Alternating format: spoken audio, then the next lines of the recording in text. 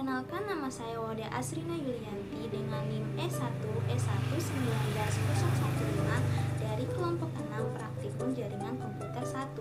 Saya adalah mahasiswi jurusan Teknik Informatika Fakultas Teknik Universitas Haluoleo. Di sini saya akan menjelaskan apa yang saya ketahui mengenai jaringan komputer. Jaringan komputer adalah dua komputer atau lebih yang saling terhubung untuk saling berbagi resource. Adapun jenis-jenis dari jaringan komputer terdiri atas beberapa bagian. Yang pertama berdasarkan fungsinya. Ada jaringan peer-to-peer, di mana setiap komputer yang saling terhubung dalam komputer dapat berkomunikasi dengan komputer lain tanpa melalui komputer perantara. Yang kedua ada jaringan client server. Di sini ada yang bertindak sebagai klien dan ada komputer yang bertindak sebagai server yang bertugas untuk melayani seluruh komputer yang terdapat dalam jaringan tersebut. Yang kedua berdasarkan jangkauannya, ada LAN atau Local Area Network, yaitu sebuah jaringan komputer dalam area terdekat yang biasanya digunakan untuk jaringan pribadi atau jaringan internal perusahaan.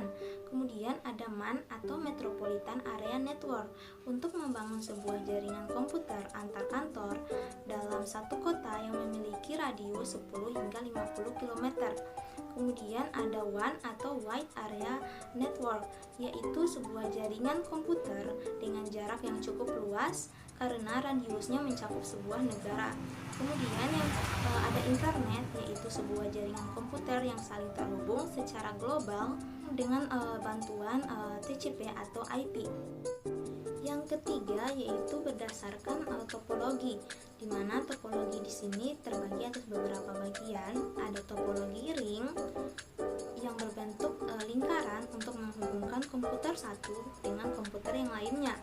Kemudian ada topologi bus yang berbentuk seperti bus.